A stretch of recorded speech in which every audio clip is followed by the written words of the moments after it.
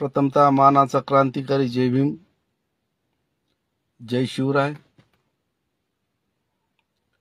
अचानक लाईव्ह येण्याचा व तात्काळ येण्याचा मुद्दा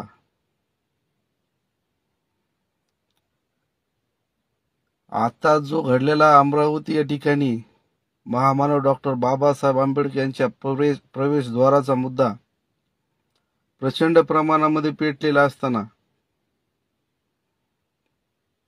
भाजपचे आमदार रवी राणा यांनी आताच एक 50 मिनिटापूर्वी TV9शी बोलताना प्रतिक्रिया देत असताना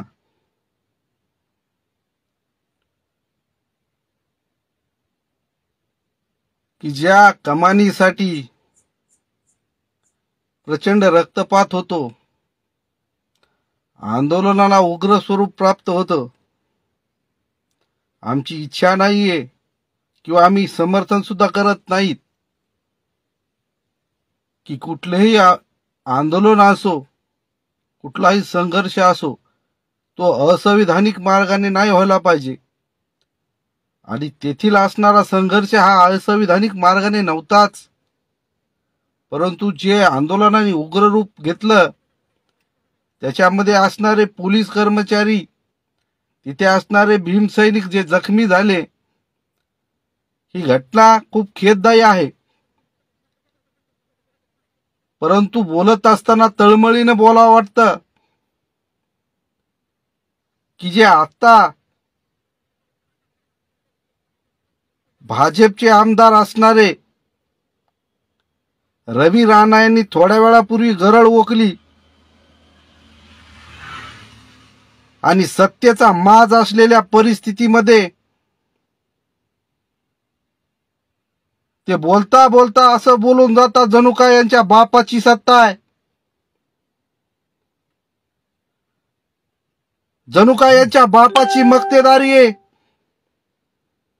जणू का अख्खा भारत यांनी गुत्ता घेतलेला आहे। रवी राणा, तुम्ही आमदार जर असाल तर त्या ठिकाणी असणारा डॉक्टर बाबासाहेब आंबेडकरांच्या नावाचा असणारा प्रवेशद्वाराचा प्रश्न तो तेव्हाच मार्गी लागायला पाहिजे होता, तो एवढा चिघळायला पाहिजे नव्हता होता। आणि आता त्या ठिकाणी असणारे आमचे श्रद्धेय बाळासाहेब आंबेडकर यांनी त्या ठिकाणाला जाऊन प्रत्यक्ष पाहणी केली, भेट दिली। आणि TV9चे प्रतिनिधी जेव्हा तुम्हाला विचारतात तेव्हा तुम्ही एका बाजूने बोलतात की आमचं दैवत छत्रपती शिवाजी महाराज आहे, आमचं दैवत डॉक्टर बाबासाहेब आंबेडकर आहे, आणि दुसऱ्या बाजूने बोलता बोलता तुम्हाला जणू काय पैशाची चरबी चढलेली आहे आणि सत्तेचा माज चढलेला, त्या पद्धतीने बोलता बोलता तुम्ही म्हणता की छटाक गेटासाठी चाललेला। अरे डॉक्टर बाबासाहेब आंबेडकर आमची आन बान शान अस्मिता आहे। डॉक्टर बाबासाहेब आंबेडकरांच्या नावासाठी असणारा या देशातला भीमसैनिक मरायला आणि मारायला घाबरत नाही, लक्षात घे। रवी राणा, लय चरबी चढल्यासारखं बोलू नका। येणाऱ्या काळामध्ये आम्ही तुमची मस्ती उतरवणार, यात काही शंका नाही। परंतु ज्या पद्धतीने तुम्ही छटा गेट म्हणून संबोधन करता, अतिशय तळपायाची आग मस्तकाला जाणार हे तुमचं वाक्य।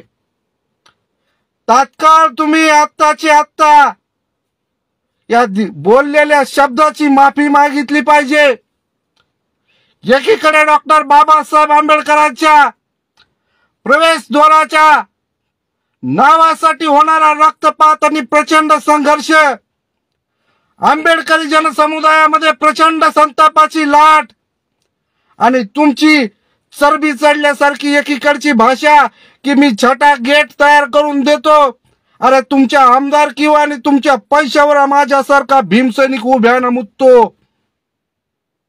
आणि बोलत असताना ध्यान आणि भान जाग्यावर ठेवा, नाहीतर इथला भीमसैनिक आणि युवक तुमच्या टिरीचे चारपाटे काढल्याशिवाय शांत बसणार नाही। तुमचा व्हिडिओ बघत असताना अतिशय तळपायाची आग मस्तकाला जावी या पद्धतीने तुम्ही बोलताय. तुम्ही काय भुगताय याची तुम्हाला कल्पना असली पाहिजे. तुम्ही एक जिम्मेदारी पदाधिकारी आहात. तुम्ही एक आमदार आहात. तुम्ही एक लोकप्रतिनिधी आहात. एकीकडे सांगता की मी असे अनेक गेट तयार केलेत, मी अनेक बुद्ध विहार तयार केलेत, मी अनेक मंदिर उभं केलेत.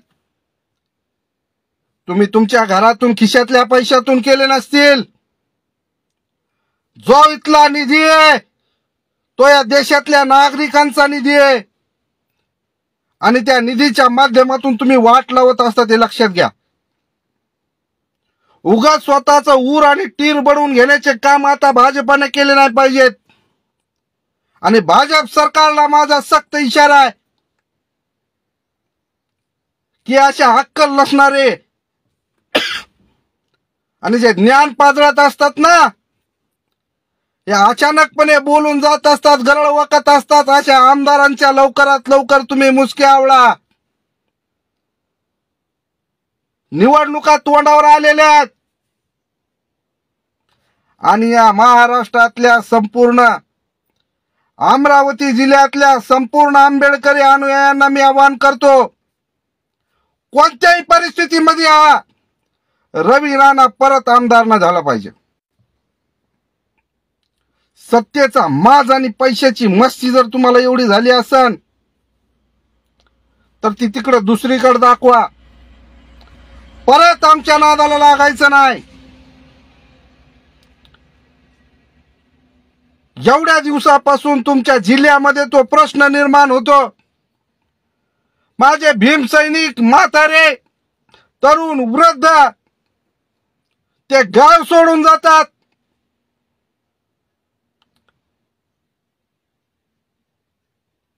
आणि तेव्हा तुमचं तिकडे लक्ष जात नाही. बऱ्याच ठिकाणी आमच्या दलित बांधवांवर होणारे प्रचंड अन्याय अत्याचारावर तुम्ही कधी बोलत नाहीत. जेव्हा प्रश्न आमच्या अस्मितेचा येईल, जेव्हा प्रश्न डॉक्टर बाबासाहेब आंबेडकर नावाचा येईल आणि तेव्हा जर तुम्ही फक्त जर सत्तेचा माज दाखवाल तर या महाराष्ट्रातला भीम सैनिक वर आंबेडकरी अनुयायी तुम्हाला तुमची अवकात दाखवल्याशिवाय शांत बसणार ना, असा सक्त इशारा आहे.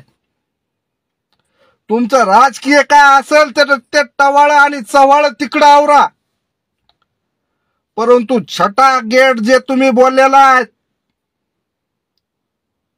तुम्ही जे छटा गेट म्हणून जो शब्द उच्चार काढलेला आहे तो तात्काळ मागे घेऊन समस्त आंबेडकर अनुयायांची तुम्ही माफी मागितली पाहिजे. अन्यथा येणाऱ्या काळामध्ये रवी राणा तुम्हाला आम्ही फिरू देणार नाही, ते लक्षात घ्या. छटा गेट म्हणून जे तुम्ही बोललात हे शब्द तुम्ही वेळीच मागे घेतले पाहिजेत. बघून घेऊ आता तुम्ही कसे आमदार होणार आहेत ते. येणारा अमरावतीचा आमदार हा आंबेडकर घराण्यातला असणार आहे, ठणकावून या ठिकाणी सांगतो.